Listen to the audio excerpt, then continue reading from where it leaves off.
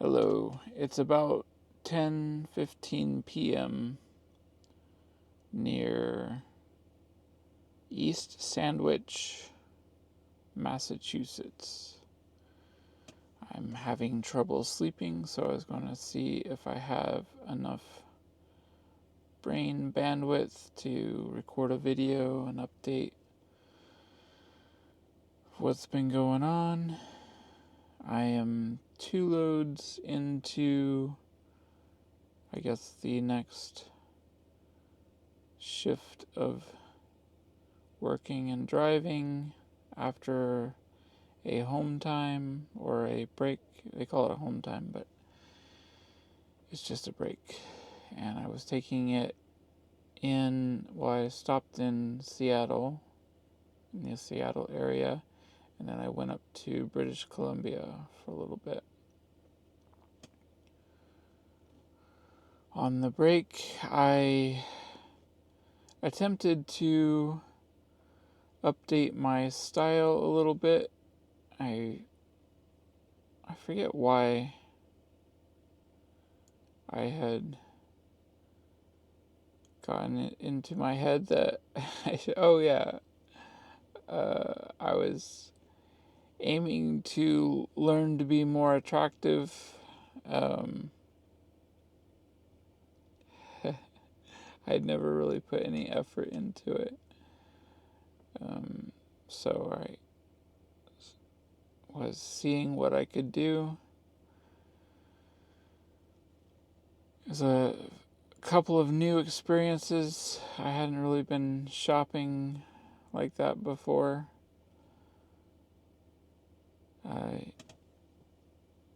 I have some of the stuff on the truck with me, but I haven't really been using it in and on the truck.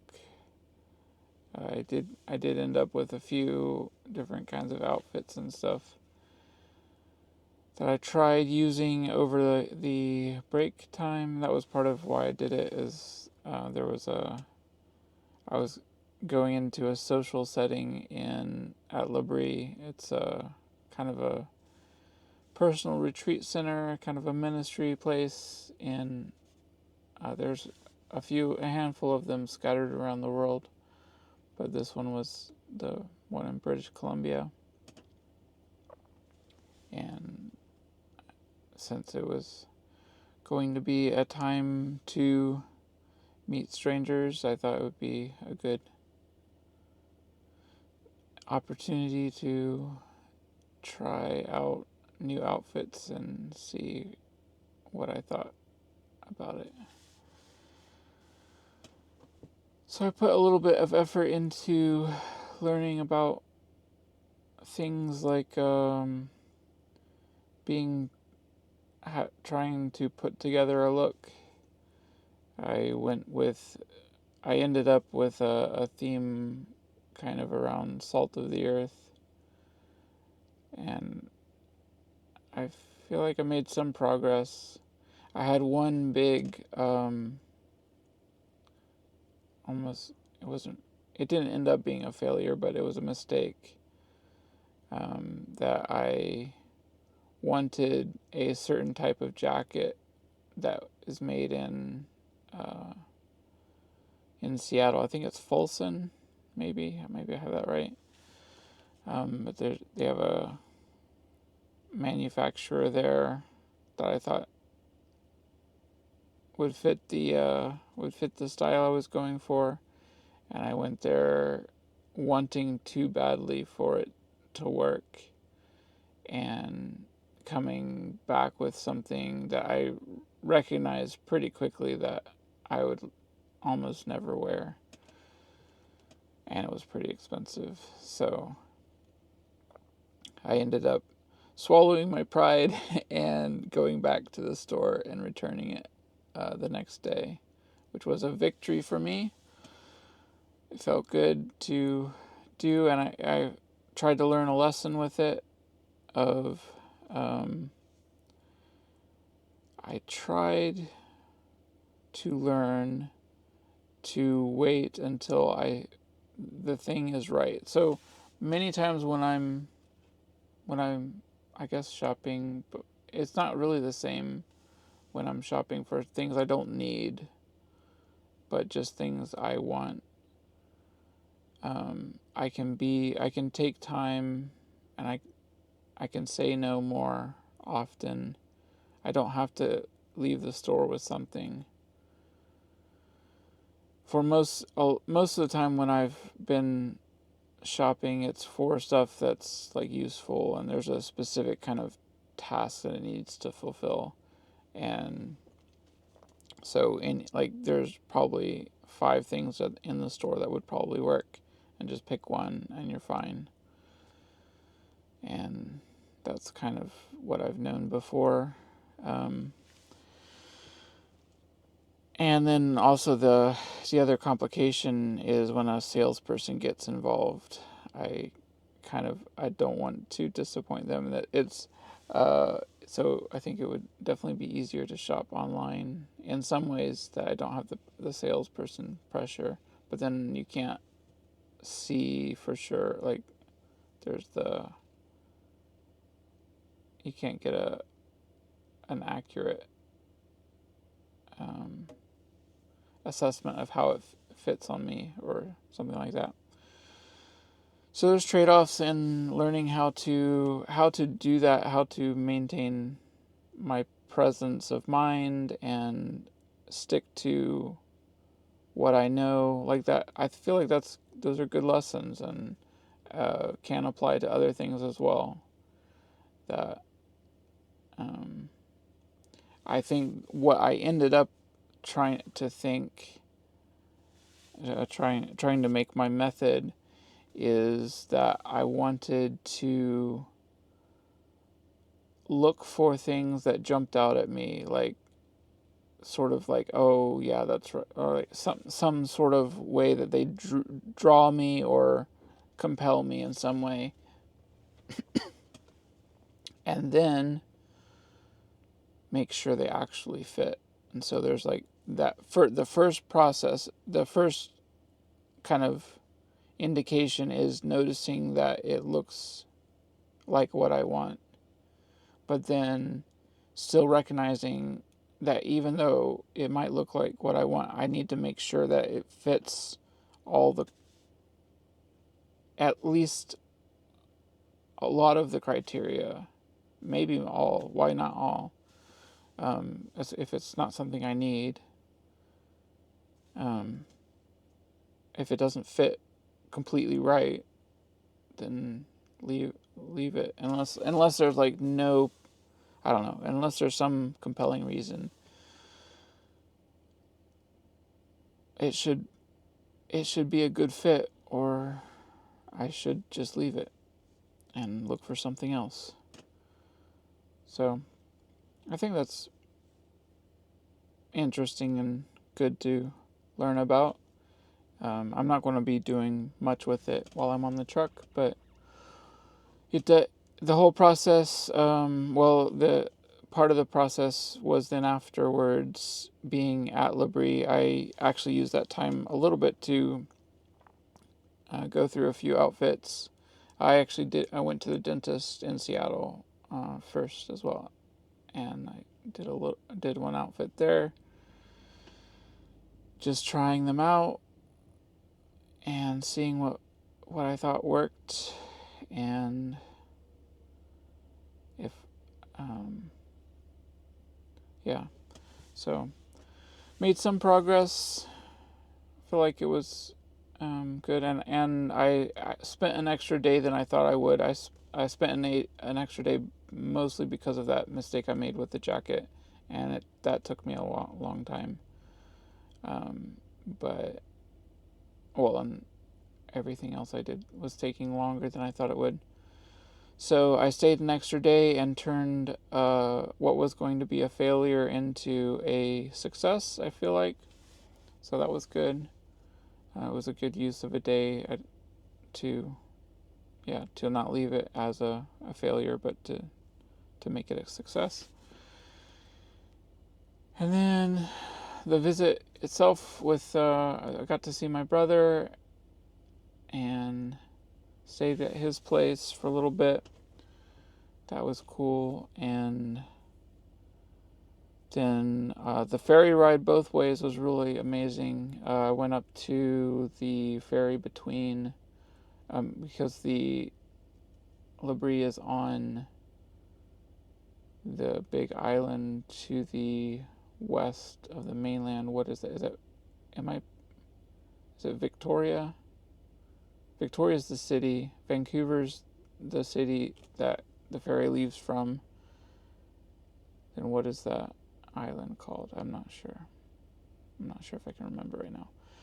But anyways, that ferry was very good, very nice, and excellent weather. The whole time, actually, was excellent weather. And it was very good for the ferry rides. I really enjoyed seeing all the houses and little neighborhoods on the islands as we went past. I was trying to imagine what it would be like to live there. That seemed pretty nice. One of the nicer places in the world, probably. And yeah, then the stay at the retreat center itself, Labrie, was pretty good. It was definitely better than most of my Hometime breaks have been. It was good to the social aspect and kind of having something for me to do didn't let me retreat into my normal laziness routine. So that was really good, and there were a couple interesting people there. All the students, or I guess guests there, were single men.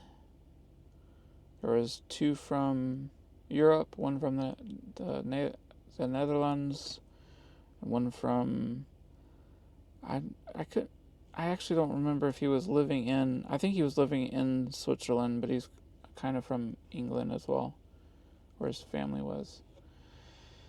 And then there was somebody I had met before. Actually, it was kind of an odd coincidence. He was the other helper on a season where I had been a helper at the same location several years ago. It was 2017, and we had both been helpers at the same time. And then somehow, without coordinating, we ended up several years later at the same place at the same time again. So that was cool. He's in the Air Force and stationed in Kansas. And then there's 4 people that run the place, or 4 adults, and they're 2, I think it's 2 children that run the place. And some chickens, and some of the neighbors showed up, and it's quite a community feeling. It's kind of what, I don't know, it's approaching an ideal of what community might look like in some ways. I think it is definitely a good place. It's a good place to take a break. There are some things it wouldn't be a good fit for me long term. I don't think. I think I was starting to feel the itch of getting back on the road and getting things done. It's almost a little too relaxed, or I feel like it could use some masculine energy a little bit. A little bit of balance would probably be good for it. But there's a few things here and there, but it's always puzzled me how it runs on. They always seem to be at close to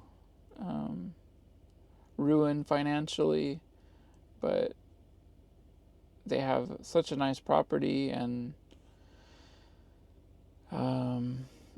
it seemed like it was only partially full. Like with the other rooms I could see, it seems like it was probably at, like it could probably accept another 4 or 5 times the amount of students that were there. But then on the other hand, it felt like even with the low number of students, they seemed to already be at capacity as far as the workers were concerned. So I don't know if they could handle full capacity of the property or what that would look like. Maybe they have different settings that they go to. Maybe they use the slow time to recover or do other projects or something. Maybe they have something for that, but it just seemed a little odd to me. But it was really good hanging out and having discussions and meals and doing a little bit of work here and there and a little bit of studying and reading. I had tried to read a book while I was there, but that didn't actually work out.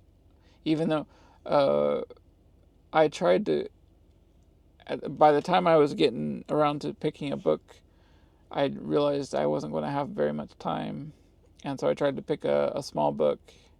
It was a small C.S. Lewis book, so he's a good writer, so I knew whatever he wrote would be impactful, even if it was small. That's kind of what I picked up, and I got a few chapters into it, but didn't really. It was kind of odd. I was trying to think of where the time went. It seemed like the work periods were prioritized over the study periods, and then we had like several of the days were off for one reason or another, or like there was a prayer meeting on Monday instead of one of the study sessions, and there was I think church instead of study on Sundays, and that was optional. So that was almost like a day off. And then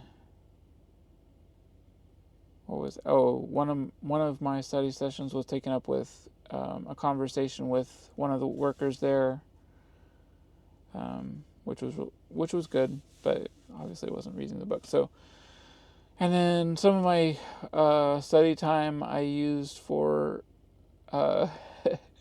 get like transitioning from the work period, like taking a shower and cleaning up. So I could have stayed a little more grimy and done more study. So some of that was on me, but I don't know. It seemed a little strange. I didn't make it through that much study. I could have also. There was enough time that wasn't scheduled that I could have used for reading the book.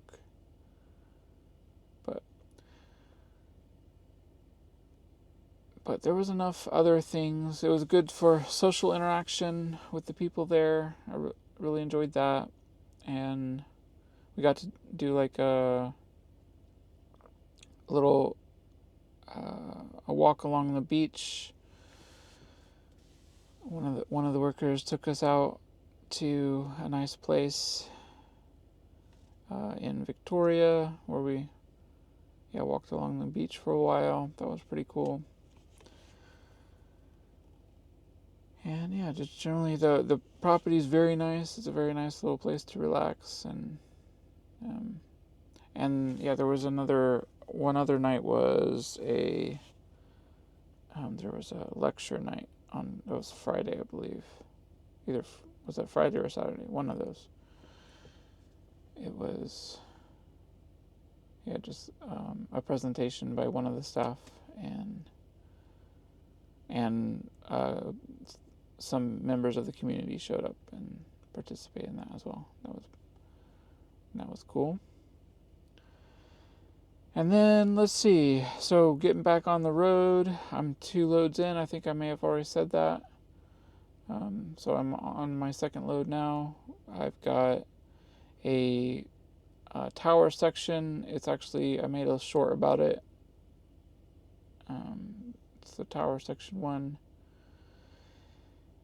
And It looks like I see two other people with sections of the tower on their trucks in the lot. I'm at a lot that's pretty quiet. Um, I'm at like I'm on like the the edge of the U.S. So it's not like a high traffic trucking area. Um, there's another melting guy and like a somebody who's been around for a while. Been around for quite a while in trucking. I don't know, somewhere in the neighborhood of 15, 20 years, and talked to him for a while, and then between shutting my curtains, I took a look out, and there's another truck from another company sitting there too with another section. So looks like we're at least 3 trucks delivering tomorrow, and I've got I only have to be there. It's like my delivery appointment's 8 o'clock, so super easy. It's only like 30 minutes away, something like that, and that'll be easy. And then the load before was so the load before was Oregon to Iowa, near Des Moines, and then I backtracked a little bit to pick up from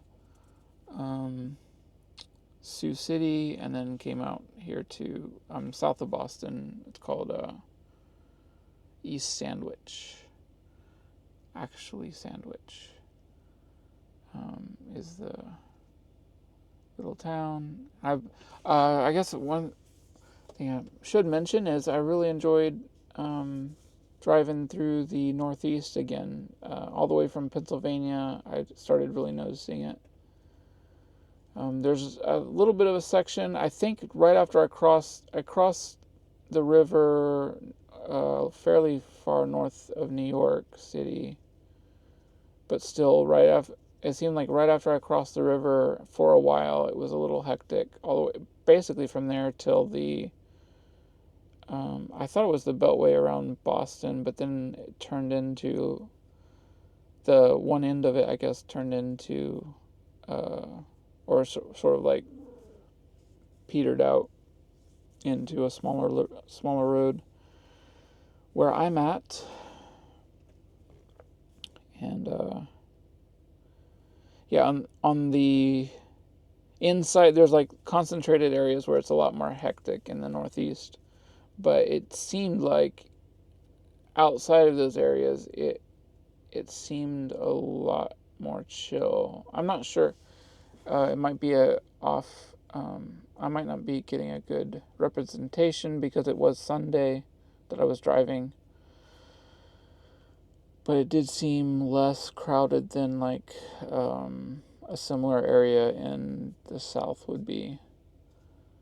So I'm interested. I like the terrain. I like the I don't know, just the way the landscape, the rocks and the trees and the rivers and how it flows and is put together. I enjoy it. There was a cool bridge. I've noticed it before somewhere on I can't remember if it's 80 or 84 in Pennsylvania, one of the interstate bridges where there's like it feels like a hidden little town you see in the valley there by the river, and it seemed like a cool little setting there, and there's more than one of similar situations like that. Little towns and cool, still have interesting old buildings that seem in pretty well kept, and so the culture, there's some good in there. I mean, I can't say too much about it because without staying for a while and getting to know people, but there's something attractive on the surface about it, at least, but worth some investigation. It may be a while before I end up end up looking again. I might try looking up in New Hampshire. That's something I think is at least worth a look. But we'll see. For now, I'm actually kind of expecting to get off the road in the next few weeks. I'm thinking of taking a break, a more substantial break, around Thanksgiving. And it's a multi-threaded reasoning, but I want to see if I am if I've improved enough to look for other things to do, other things that will work for me, especially in the tech area. I'm interested to see if I can find a way to basically ride the wave of AI that's coming, already here really, but see if there's something I can do related to or involved with that. It seems like it's going to be very powerful and it's going to reshape our world. And it almost feels like if you don't learn to adapt to it, it could easily leave most of us behind. So I'm interested to see if there's something I can do with that. I've actually got an idea that I'm working on. I'm careful. I do have I have a whole list of ideas. I have a whole page of ideas that I've been looking at, but one in particular stands out to me that seems really good. But I do also have to be careful that I go through ideas a lot, so just have to sit with it a little while and see if it turns into something, or if I can turn any of these ideas into something useful. That's part of the challenge. But I guess part of the thinking of the way I'm thinking about it is that I am in kind of a good spot right now, and I could keep going if everything held together as it is, which is not a guarantee, and it's hard to say how long we have until things get disrupted, or my job gets disrupted, or who knows. It's hard to say if that's in the order of years, several years, many years. It's hard to say. It could be right around the corner. It'll probably happen pretty suddenly. Whatever, or I don't know. Maybe it will. Hard to say, but it's not a guarantee. That's for sure. But if I thought it was going to had more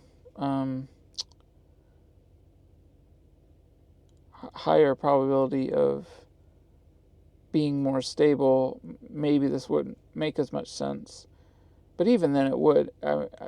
I guess the kind of things that I want out of this, my next kind of goals that I'm looking at, would take an extended period of time to get to with trucking.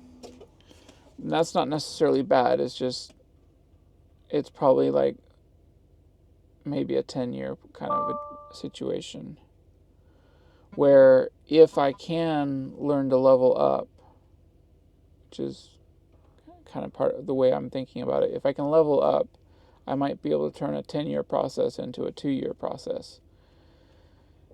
And then if I do, then this break is definitely worth it.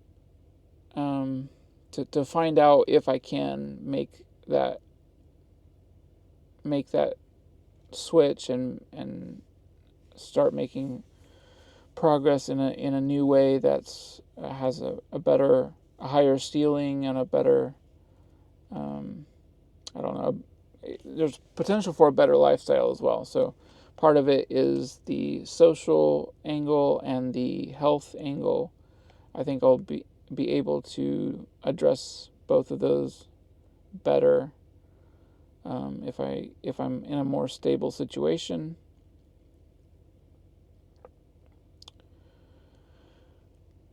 But and if it turns out it doesn't work, then like the worst that can happen is like maybe it's 6 months from now I decide it's not working, and I get back on the road, and I might have delayed the 10-year plan by 6 months, which in the grand scheme of things isn't that big of a deal.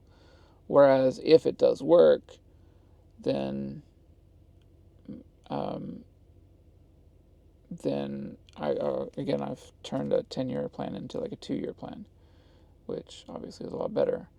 And even if it doesn't work, I can probably gain some things that help me even while I do the longer path.